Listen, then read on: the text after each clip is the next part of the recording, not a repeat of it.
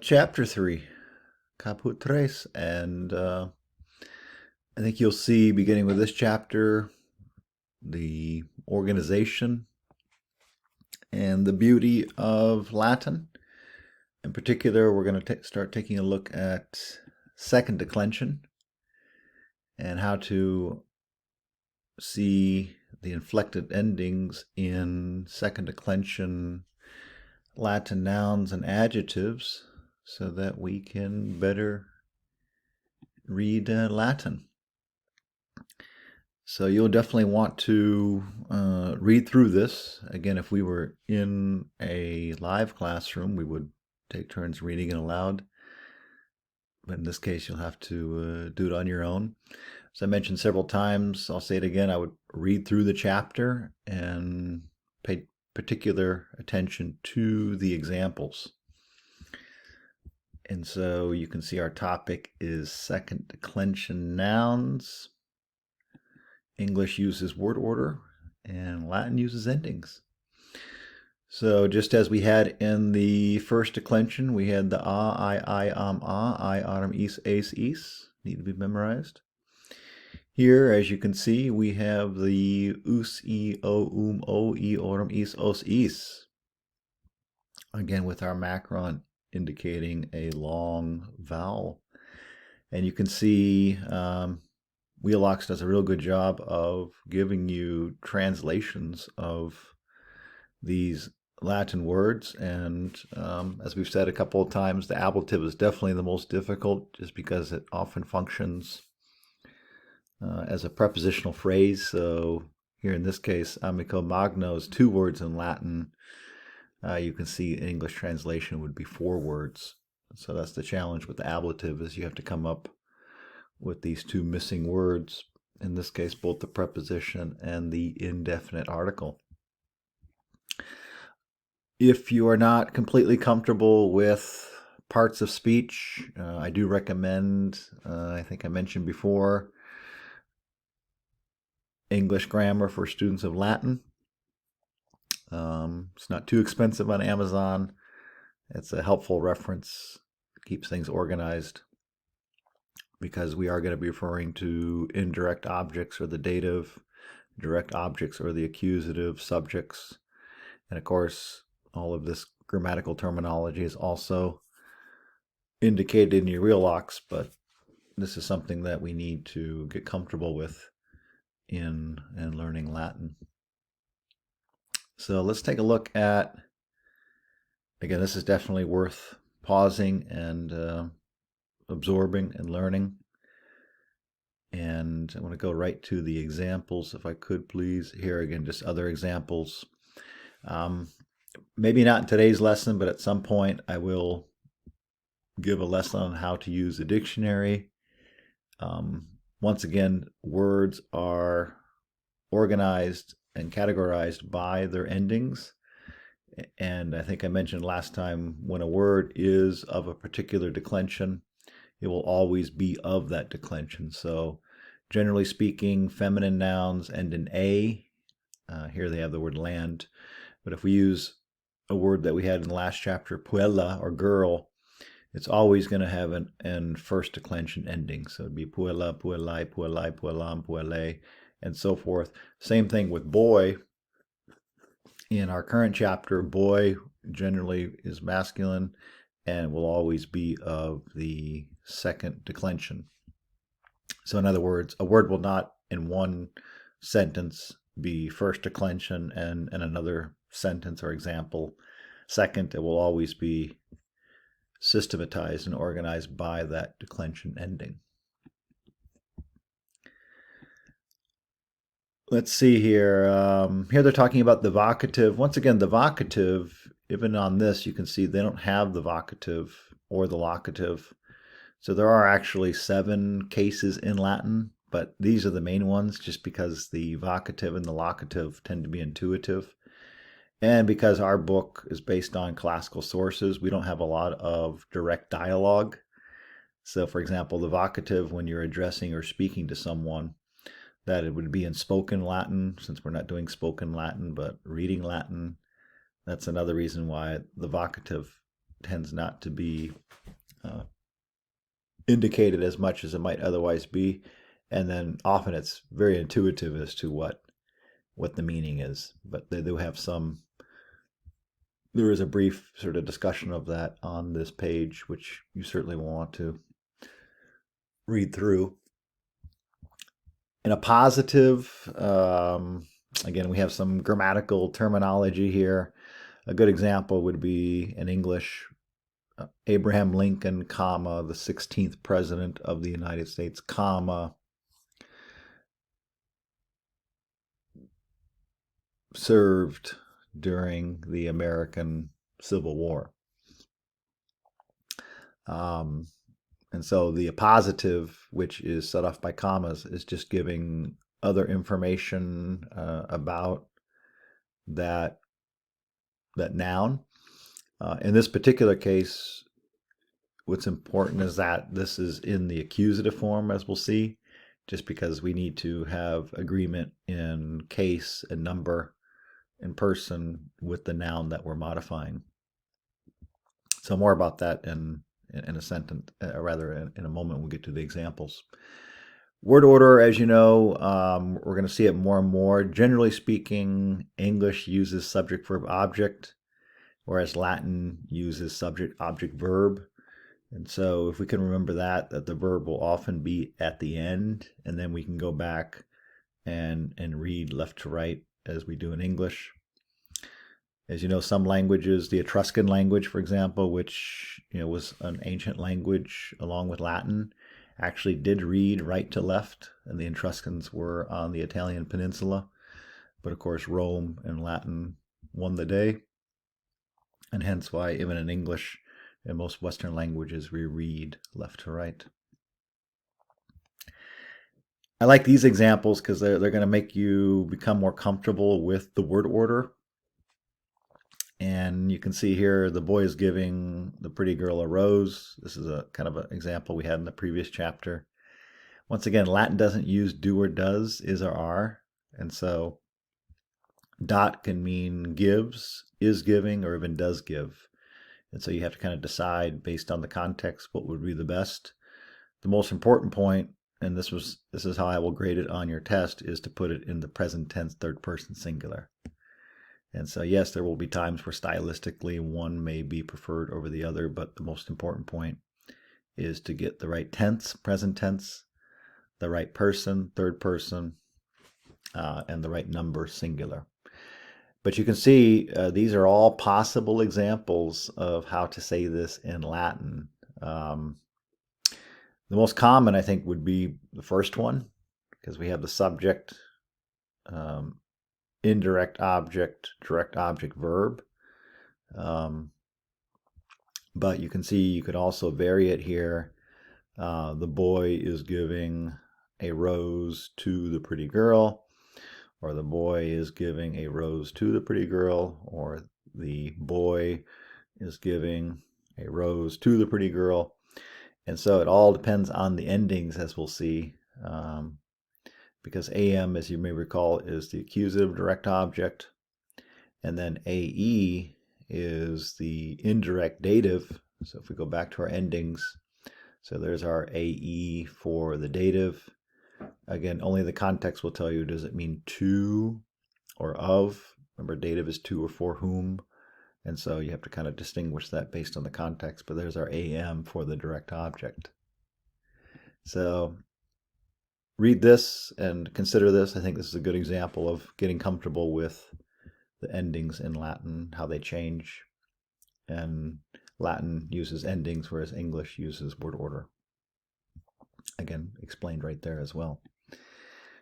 So as you can see, we're going a little bit faster through this main introductory material because we've tried to explain that in previous lessons, the importance of reading through it, learning the vocabulary. Don't forget Whitaker's, or not Whitaker's, but Wheelock's has a companion website, which I pointed out last time, which if you want to go there, it gives you some idea how to pronounce these. So I definitely would encourage you to do that. Once again, I have a Kindle version. That's why the vowels are a little bit funky. And then don't forget, please do the self-tutorial exercises as well. In fact, here's another mention of the website where you can find an audio recording of how to pronounce the words. And then, as I was noting, please do the self-tutorial exercises with the answers.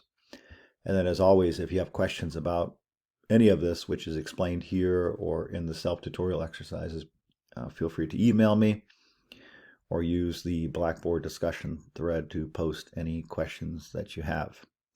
This will be our last chapter before your first test. Next week will be a review week, which in one sense I'll just give you the week to review the first 3 chapters and to ask any questions about it.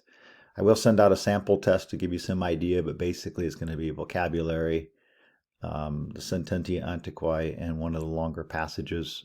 Maybe some grammar, I haven't decided yet. But it'll be everything that we've seen in the book, generally. Most of what we do will be seen. That is the stuff that's covered in the wheelocks, or that you should have covered in the self-tutorial exercises. The final exam may have an unseen translation, level appropriate, but we can talk about that when we do the final exam. All right, so here's our vocabulary, which does need to be memorized. Remember, your first test will have simple matching. So if you see sapientia, you need to match that with wisdom. I think we said a number of times that the word in italics, that's the translation. Sometimes it can be more than one translation, and so you'll have to use the context to clarify. And then all the words in parentheses, as we've said a number of times, are derivatives or words in English that come from that Latin word. Some remarks on how to read and translate, lectio and translatio. So take a look at that. Needless to say, learning a language is a skill, so it comes down to more practice than theory, and it's just getting comfortable with vocabulary and how to read it here. All right, let's get into our sententia antiquae, which is our ancient sentences, or you might even say Latin sayings or classical proverbs. Probably Latin sayings is probably better, just because some of these are not necessarily proverbs. Sententia, I think I mentioned last time, actually means a complete thought. So a sentence is a complete thought. And as you know by now, this book is based on ancient writers. So here we have the great Roman statesman Cicero, 106 BC to 43 BC. And we have De Vitis Amici de Populo Romano Cogitare. And here we start off with our verb. How do we know it's a verb? Because it ends in the second person plural. So if we go back to chapter 1 and take a look at our verb endings, our osmos tisnit. So debio, in fact, let me go ahead and just kind of go over that one more time, is debio, D-E-B-E-O, is I ought or I should. Debes, es, is you ought or you should. Debet is he ought or he should or she should. And then debimus is we should or we ought. And then debitis is you all ought or you should. And then debent is they ought or they should. So we drop the ending and then we add our osmos tisnit. Don't forget, we probably it's going to take a while to learn these verbs. A lot of it right now is more just set vocabulary, if you will, but if we're not sure, we'll just look it up. And here's Whitaker's Words, which is a good tool for that. And you can see it says V, so that tells us it's a verb, versus N, which would be a noun. And then here it's actually a second conjugation, which we haven't talked too much about, but it's present, active, indicative, second person plural. So again, this is that book I mentioned, English Grammar for Students of Latin. If you think this might be a source of confusion for you, you might want to get that book to improve your understanding of basic English grammar, so that when we refer to these terms, it'll be a little bit easier to comprehend. So go back to our example, is you ought. So you ought, my friends, to think about the Roman people. In fact, I probably should. Let me go ahead and do this for us as well, just to kind of make sure we have a record of this. We're doing Latin, so let me do Times New Roman. And we'll just call this Caput III. And then we have our, oops, I don't want that. This is our Sententiae Antiquae. And we'll just go ahead and organize this a little bit better. So we have it. There we go. Close enough. And so here we have, so you ought, so that's the debitis. So we go back to the example here. Oops. You ought, my friends. Now, the my friends, this actually is in the vocative. We have to be able to recognize this is our new grammar point, second declension. But notice it ends in I with the macron. So amici is second declension nominative plural. So you can see amici, A-M-I-C-I, is the Latin there. So you can see it right there. And so we're going to translate that as, you could say friends. I'm going to say my friends, and I'm going to capitalize it because it seems like kind of a personal exhortation. But the Latin doesn't have the my. Latin generally will not use possessive adjectives. So my, your, his, her, and so you have to kind of put that in the context. But then we had in chapter 1, we had the infinitive. So here we have you ought or you should, my friends, and then cogitare means to think. It's where we get words like cognition. Maybe some of you are doing cognitive studies or neuroscience, something like that. And so here's our infinitive, cogitare.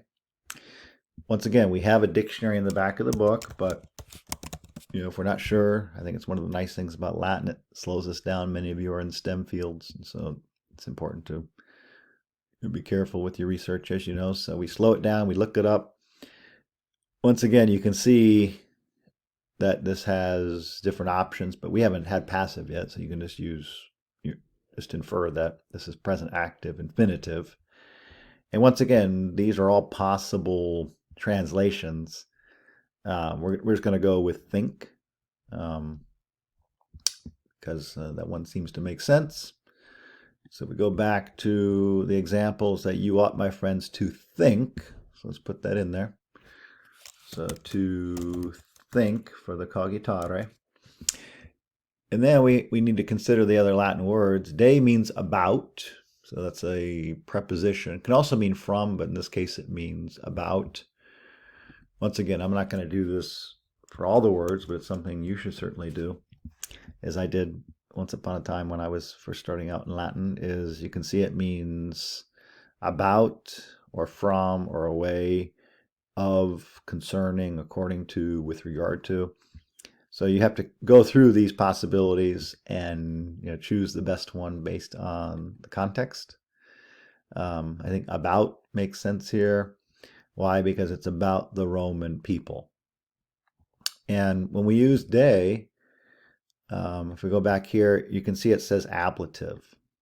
So it's a preposition that uses the ablative. So this is one of the things that we talked about, the ablative being the trickiest case. And again, we're only in chapter 3, so just be patient. But when we use de, whatever word that follows needs to be in the ablative case. So if we go back to our declensions here, you can see Populo Romano both end in O. Why? Because ablative second declension, which is the grammar topic in this chapter, second declension ablative singular is O. So you're thinking, oh, yes, oh. So you ought, my friends, to think about the Roman people. Again, Latin likes to put the adjective, in this case, an adjectival noun, like American, French, German, that sort of thing, after the noun it's modifying. But I don't think that's too much of an issue. And so we put it all together, and our sentence reads, you ought, my friends, to think about the Roman people. Now, what does that even mean? Well, it can mean a lot of things. It can mean about patria or patriotism. Remember, Cicero was living in a time when the Roman Republic was in a state of decline and collapse, leading to the assassination of Julius Caesar and the rise of empire and Caesar Augustus and a new Pax Romana. And so the idea here is, to get people to think in a virtuous manner about the virtues of patriotism and republican virtues. Our next one here is by Horace. Horace is, we mentioned before, 65 BC. He was born, contemporary of Cicero. In fact, a lot of Rome's greatest writers are from the 1st century BC and the 1st century AD, which is kind of interesting to think about. So Maecenas, as we'll see, was a rich nobleman who was a patron of the arts and also a friend of Caesar Augustus. But he supported, because this was a time when you could not support yourself independently. There was no copyright, no printing presses. The idea of being a privately published author of any kind, just wasn't. You couldn't be an individual back then. You needed other people to help you. Less individualism, in other words. So Maecenas is a person here. So names are sometimes hard to recognize, and in one sense, you just need somebody to tell you that it's a name or see it as indicated in a name in the reading. So Maecenas amicus Augusti mea numero amicorum habet. So Maecenas, a friend of Augustus, considers me one of his friends. Literally has me in the number of his friends, but this is one of the challenging things students over the years have somewhat struggled with, although I don't think it's that difficult. The literal translation is has me in the number of his friends.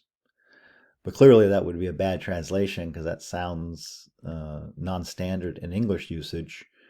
And again, I don't think we should be surprised that a language that existed 2,000 years ago is not going to be easily or readily translated into a modern language.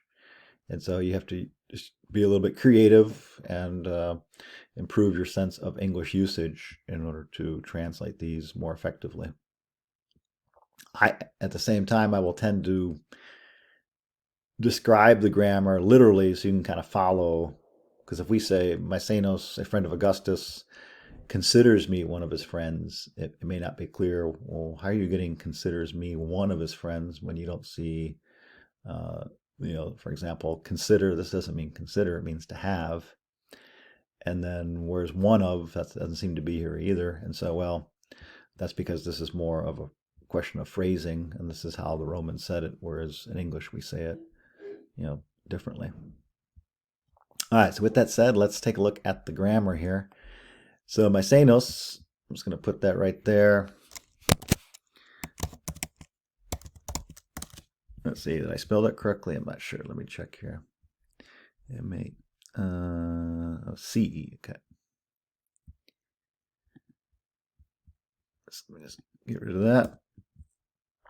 And then a friend of Augustus. Again, this is Caesar Augustus, Octavian, nephew of Julius Caesar, who became the first emperor of Rome. Now, I want to focus on this amicus Augusti here. So amicus, that's the subject. So amicus Augusti. So here's a good example of a friend of Augustus. Amicus Augusti. Amicus Augusti. And as you can also see, it is in a positive, which we noted earlier in the lesson, because it's describing who this person is. So Maecenas, a friend of Augustus. Now, habet, which we said is going to be the challenging part for translation, because it literally means has, but, you know, as good fortune would have it, here they have considers. So its most common usage, of course, is have. So, for example, if you have a dog, canam habes, you have a dog, but you can also means to consider or to think, and has some other options as well. So we go back to the Latin is, I'm going to say considers. So I'm going to write that down. Now we're using present tense because, as you can see, habet is present tense. And at the same time, the verb is all the way at the end. And so, unlike the first two chapters where they tended to keep the verb more towards the front or in the center, just to recognizing that most of us are native English speakers, here we're getting closer to what is more common in Latin, to put the verb at the end. This is just the direct object. And then here we have some more ablative in numero amicorum. So considers me, I'm going to go ahead and just write how I would translate it. Considers me one of his friends. I can type here. Let me be consistent. Actually, I don't think I need these here. Okay. Let's take a look at this grammar a little bit more closely. So here we have numero amicorum, and that is go back. So here we have these are both ablative. Actually, this is ablative. This is genitive. So in numero, that's going to be ablative singular. But then we have of his friends. That's the genitive plural. So this chapter is really letting loose, more so than the first two chapters, the different endings and how you have to navigate the endings. You know, just being careful with your charts and, you know, your knowledge of your grammar. So in numero amicorum, so in numero ends in o, but here it ends in orum, because we need to learn the I, orum, is, us, I, o, I, orum, is, os, is.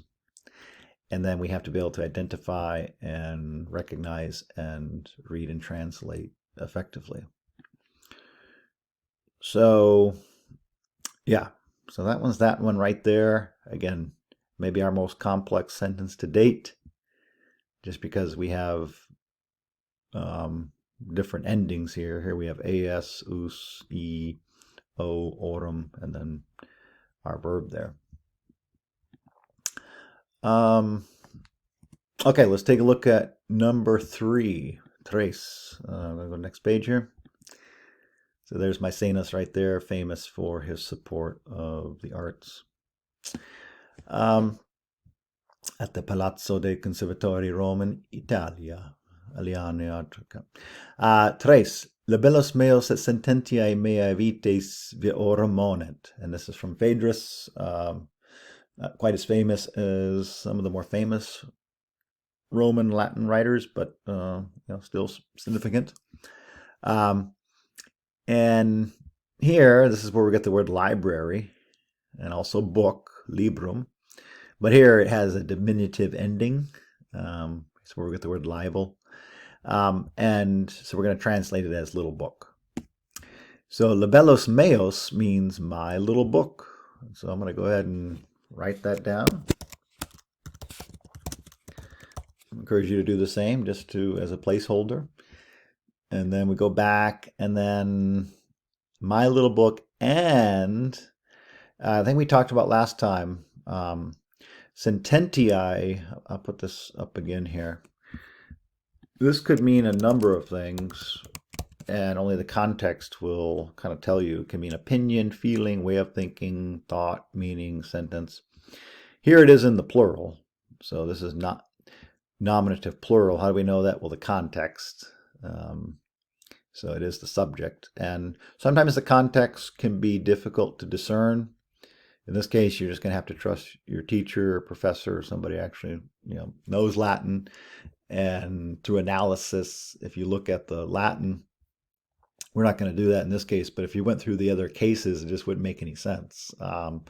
Plus, the verb is in the plural form, which tells us we have a compound noun. So my little book and my opinions and my opinions could mean thoughts too, but I'll go with opinions in this case. So my little book and my opinions. So here's a good example. Since libellos is nominative singular, we say libellos meos. But sententia ends in a, so it's feminine. So then we have sententiae mei. So let's just pause and absorb that, because we're not used to this in English. You may be asking yourself, well, how can we have a second declension noun, but then a first declension noun? Well, that's just how Latin works. And so you have to get comfortable with sort of difference and understanding that Latin doesn't use word order, it uses endings. And that's sort of one of the key aspects of Latin. But then monent, we had this word before in chapter 1, but if we forgot what it meant, we just look it up. And then could mean remind, advise, warn, teach, admonish. A lot of these would work. You just have to maybe choose one that fits your style of thinking. So teach, the vita. So here is vita, of course, is where we get the word life. So maybe some of you are putting together a curriculum vita. And so here it's the lives is probably how I would translate that. So, and then virorum is of men. So my little book and opinion, teach. Now, if we say teach, in English we might say teach about the lives of men, but I'm going to keep it literal just because we're in chapter 3 and I think this is still intelligible. Notice that Google doesn't like it, but all due respect, our language is better than Google. So my little book and my opinions teach lives of men. Maybe it likes the lives of men. Maybe see if that still doesn't like that, right? So it probably wants to say teach about. Oops, maybe there we go. Of men. My little book and my opinions teach the lives of men. Okay. Oh, maybe I had the preposition wrong. Probably did, yeah. So waking up here, it's early. So my little book and my opinions teach the lives of men. So let's take a look at this right here. Is teach the lives. So here we have vites. So this is new for us, a new ending. Here we have, because vita ends in a, so accusative plural first declension. So as, vites. But then we have of men. And so that is, if we go back to our Latin just to get it in our head here. So that's orum, O-R-U-M. So we'll go back to our ending here, O-R-U-M. So viorum. And so we put that all together is that right there. In fact, let me go ahead and just do like a little tutorial again, just to on lives. So if I say vita est beata.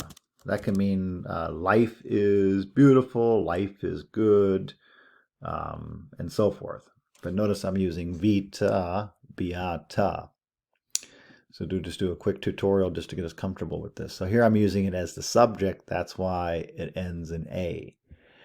But if I wanted to change it to something along the lines is how about this?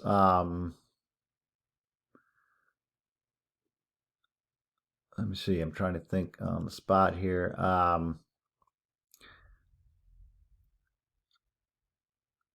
Well, this is a little bit too abstract, but you get the point here.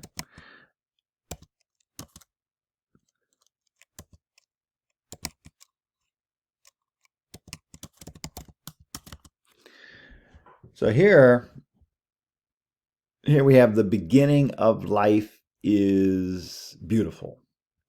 So again, not the best example. It's a little bit too abstract, but here we're changing it from the beginning of life. So like this is where we get the word like to initiate. So here we're using AE because we're saying of life. So we went from life to of life. And the point I'm trying to illustrate is, well, how do you know that it is? Well, here's a good example. So here we have vir orum, but here we have viri, and here we have virum. So how do we know it's O-R-U-M? And then here we have I, and then here we have U-M. Well, here we have I, U-M, orum, and that's what I'm trying to illustrate, less effectively than the book already has with its preset examples of Latin's all about just getting comfortable with different endings. And so for example, if I say, do vitae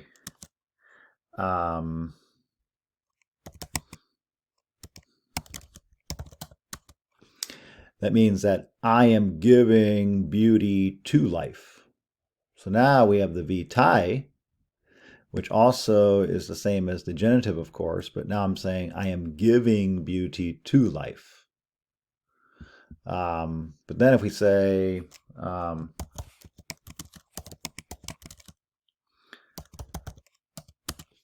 I am living a happy life. So now we're using life and happy as the direct object. And so since I'm living this, it's the object of my living, that's why we're using AM. And so I gave the same illustration with the example of the ghosts last time, but that's sort of what we're dealing with here. So I'm gonna go ahead and erase that, but you'll see in the example of man in just a moment another kind of illustration of what I'm trying to illustrate. All right, let's take a look at number 4. Pauci viri sapientiae student. You are students, studious, and here it means to be studious means to be eager for something. You have to use the dative for this. So we'll see that AE is in the dative, as you'll see when we go through the example. Now, what does this mean? It says, few men are eager for wisdom. So I'm just going to put that out here. Are eager for wisdom. Remember, all our verbs are in the present tense. So that should help already. So few men, that is our pauci viri. Again, this is where we get words like paucity in English. If you're not sure, once again, just take time out to look it up. And you can see it means few, a small number, and see it can mean a lot of things, and so you have to be a little bit judicious based on context, but it does mean few in this case. Now, viri ends in I, so that is our second declension nominative plural. The nominative is the subject, so that's why we have viri. So we put all together is we have few men, but then our verb is also in the third person plural, so that tells us this is the subject. And then we just have to follow the grammatical rule and use this as our indirect object in the dative, which we mentioned a moment ago, is AE. So it's a quote by Cicero. So we put all together, few men are eager for wisdom. Number 5, Fortuna versa virum magnae sapientiae non terret. So here's by Horace. Literally, adverse fortune does not terrify a man of great wisdom, or does not scare, right? Or so let me go ahead and write that down. Now, of course, you're probably not going to be able to write down as quick as I am, but it's just easier in this video lesson just to write that down. So, adverse fortune does not terrify a man of great wisdom. So this is a good one too, because it reminds us again, Latin doesn't use do or does. If you said adverse fortune terrifies not, that actually works. It sounds more like British English, to be honest with you, but that helps you, because this is one of the challenges, is that we have to add this extra word in English. So let's take a look at the example here. So we've mentioned several times Latin likes to put the adjective after the noun. Fortuna can mean fortune, happiness, luck, but here it ends in A, so that should give us some clue that it is the subject. Latin often does like to put the subject first as in English, so sort of keep that in mind. Even though the verb may be on the end, and even though Latin has different endings, we can probably oftentimes, at least for our purposes, believe that the first word or two is the subject. And then we confirm that by going through the sentence and then making sure the subject is in the nominative. So, in fact, that's an important point. Whatever the subject is, it must be in the nominative, because the nominative is the subject case. So this is just an adjective here, and we'll talk more about different adjective endings later. But so adverse fortune, and then non terret, does not terrify. That's where we get the word terrify. You could say scare too.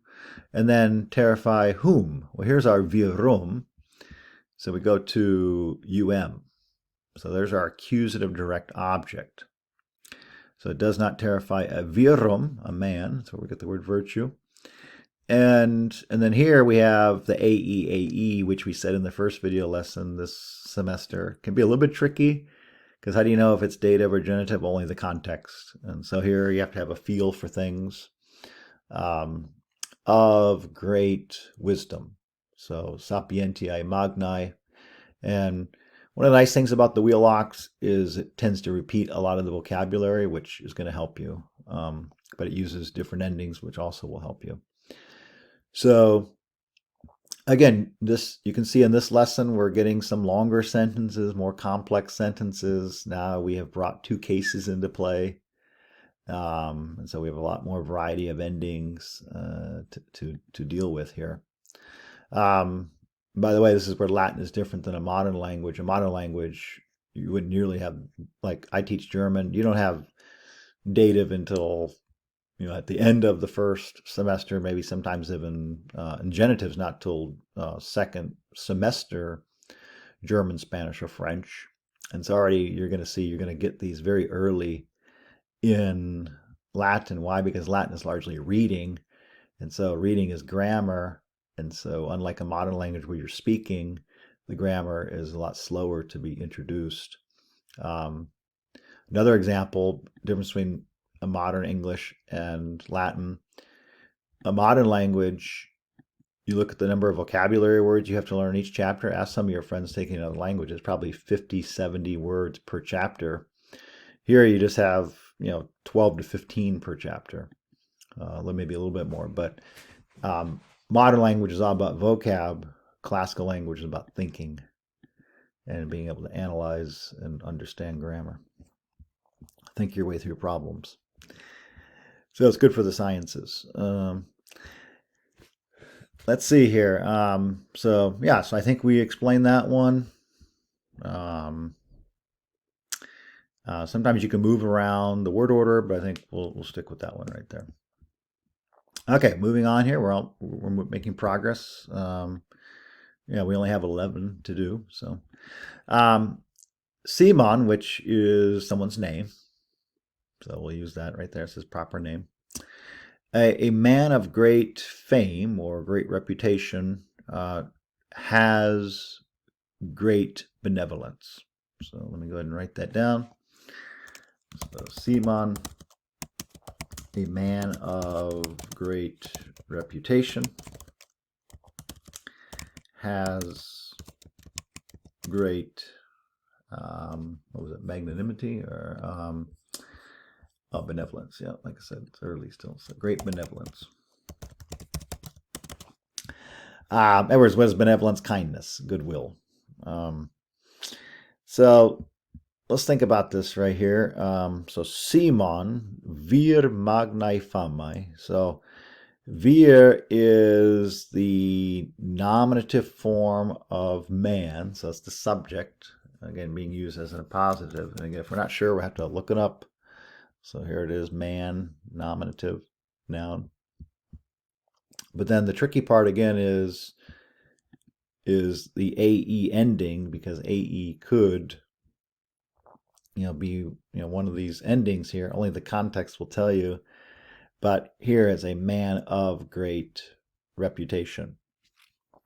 Fama can mean rumor, reputation, fame.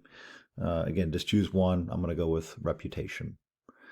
A man of great reputation, and then has great benevolence. Of course, in English, you might say is very kind, but literally has great benevolence. So notice the magnam benevolentiam both end in am.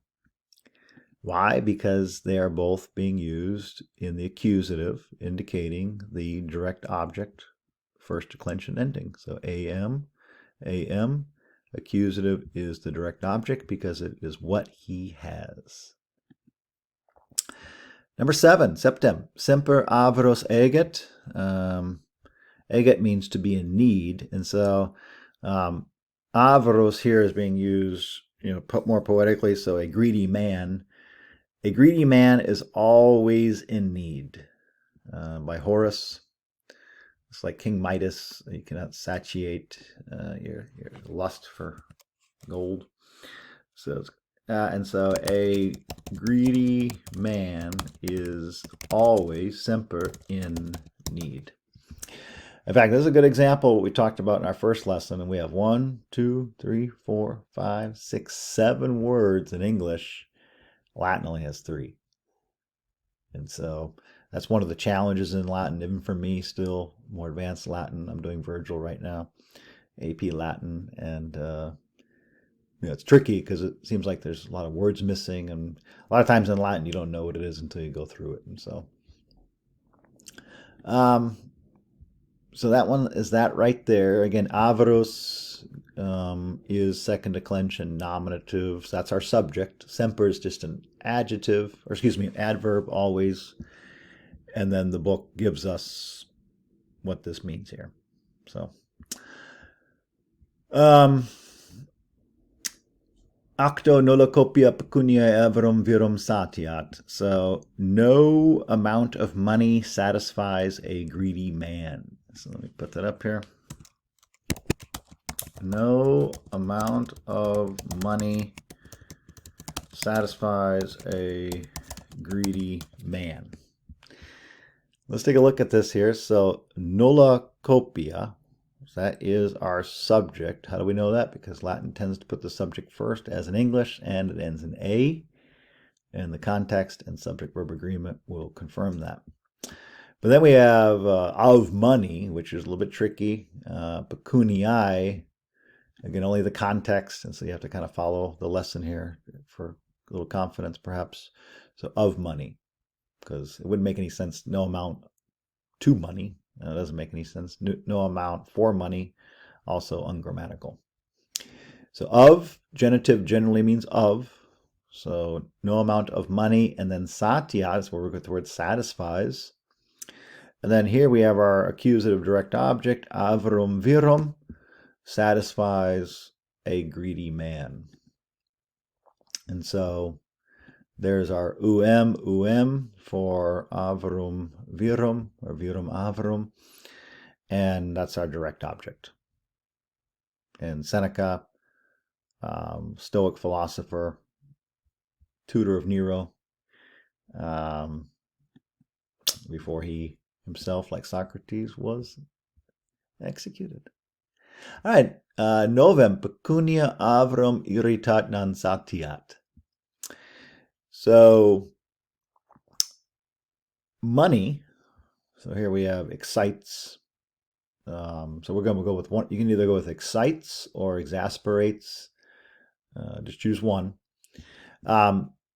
Money excites,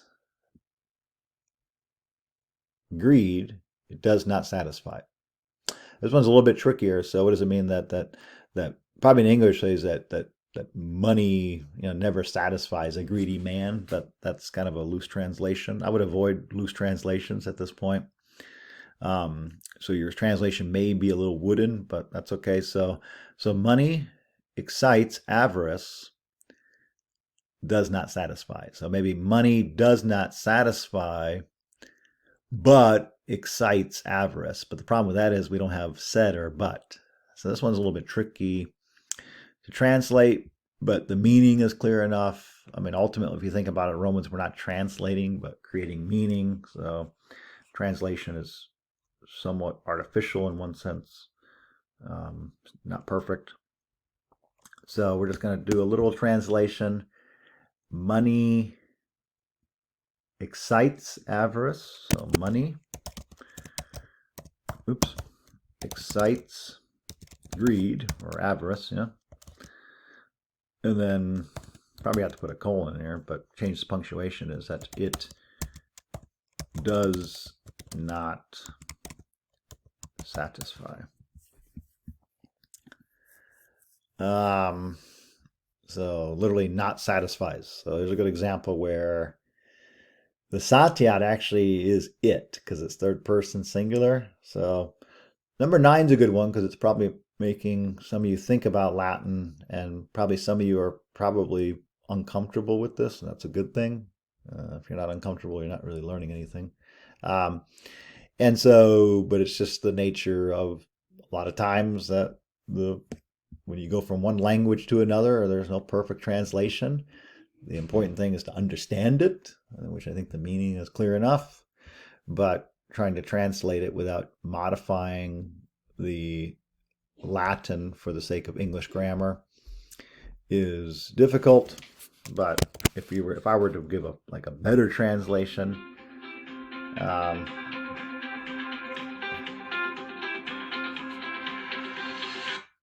beyond that, I would just say money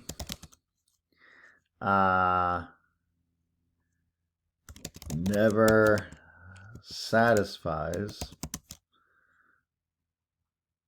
but only excites greed. But again, that's sort of adding some words in the English translation that are not in the Latin, but that's the sense of it. All right, number 10.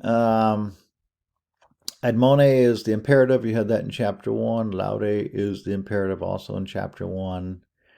So what does it say here? Admone means to admonish, also a verb in chapter 1. So this vocabulary should look familiar. Admonish your friends secretly, praise them openly. In other words, don't criticize them in public, but praise them in public. Don't make people feel bad in public. It's another way to think about that one. So let's go with that one. Is admonish. What does admonish mean? To correct them if they do something wrong. So admonish your friends secretly. And then let's see, what was the?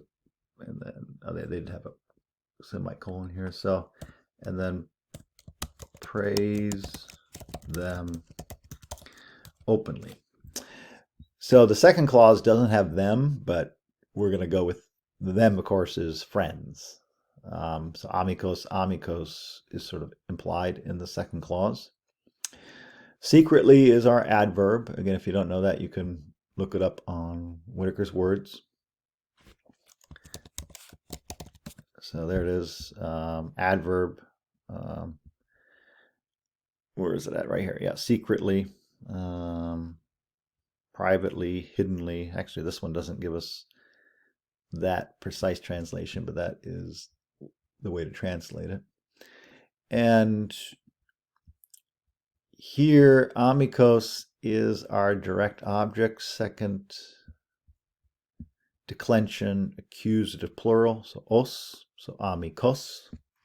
So that tells us that friends is plural direct object.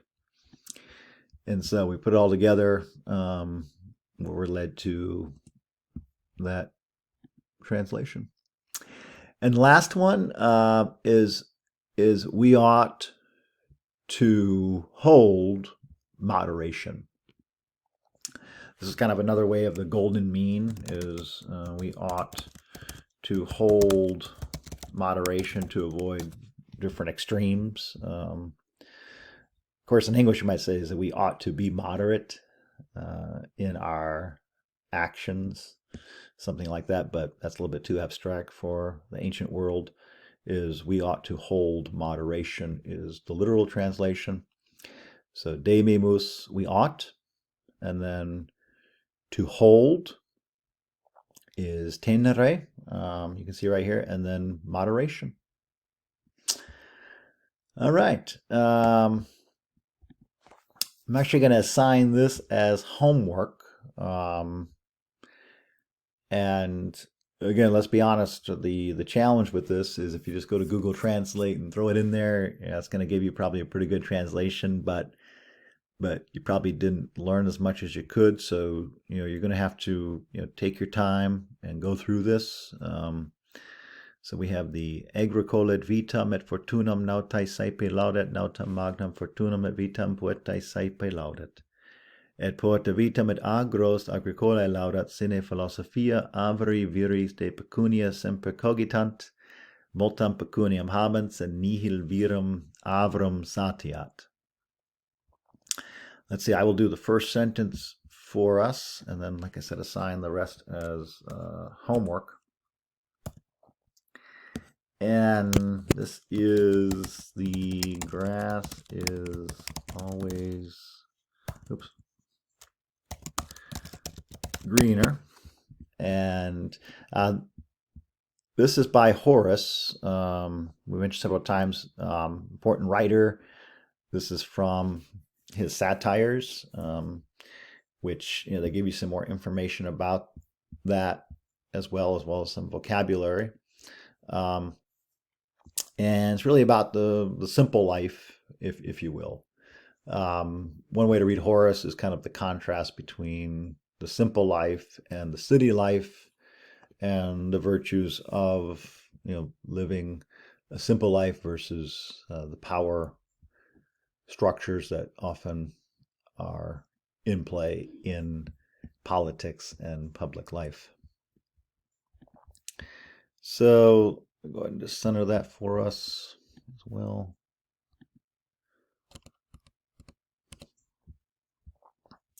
And okay. So we have here agricole et vitam et fortunam nautae saepe laudat. So I'll do this first clause for you, and then you'll do the rest as homework. So it means the farmer often praises both the life and fortune of the sailor. So let me write that there. So, oops, I don't need the bold anymore.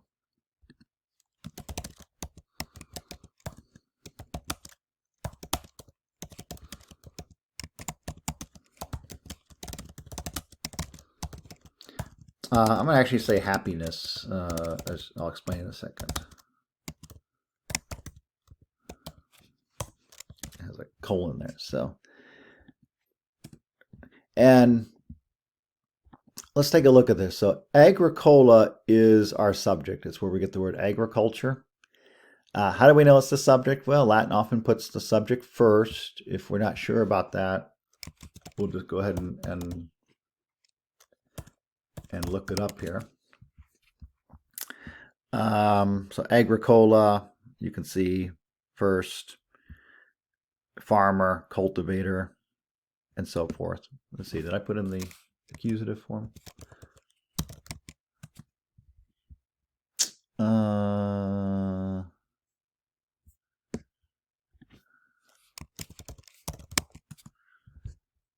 There we go. Okay. Typo there. So yeah, so it's the nominative singular of the first declension. So we go back and ends in A. Words that end in A tend to be first declension. And you can see here it means farmer. Could mean gardener, but in this case, let's go with farmer. Simple life.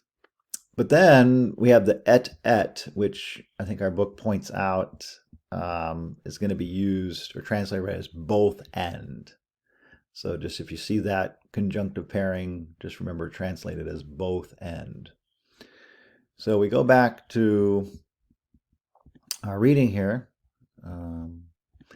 Is the farmer often praises, so type is an adverb, so we can look that up if we're not sure. And then laudat, where we get the word, we had this in chapter 1, it's where we get word like laudatory or applaud, but it is in the third person singular. So laudo is I praise, laudes is you praise, laudat is he praises or she praises, laudemus we praise, lauditis you all praise, and laudant they praise. Again, verbs are a little bit trickier to explain in this format than nouns. That isn't, but really the first part of the book is focusing on nouns. Verbs would be more Latin 102. So if it ends in os, mos, tisna, if it ends in t, it's third person singular, and then just whatever the word means. But then here we have am.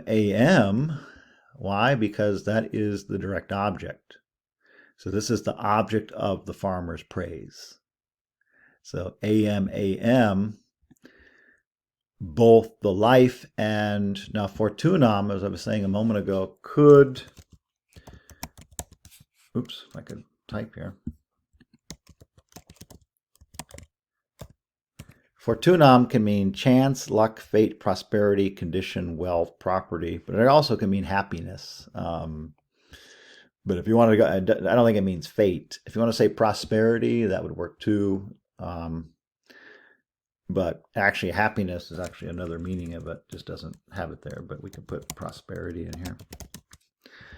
And then sype is often, and so, but then we have of the sailor. Why? Because genitive is of. So this is AE, because if we look at our endings here, genitive, first declension is AE. Remember, only the context will help you with that. But it wouldn't make any sense to say the farmer often praises both in life and prosperity for the sailor or to the sailor. That doesn't make any sense. And so of the sailor is how to read it. So this first clause right here, this first part of the sentence, there's a lot going on. It's once again probably our most complex sentence to date, just because we have am, ae, and then we have some other words that also may need to be reviewed. And so I think this clause illustrates the importance of getting comfortable in learning the Latin noun declension endings. All right, so I'm going to assign the rest as homework, and then you'll send that to me for a grade. And the rest of definitely read the rest of the chapter. It's kind of just kind of some general notes on the importance of Latin in a general sense. But that's it. And then you'll see, then we move on to chapter 4 after the first test.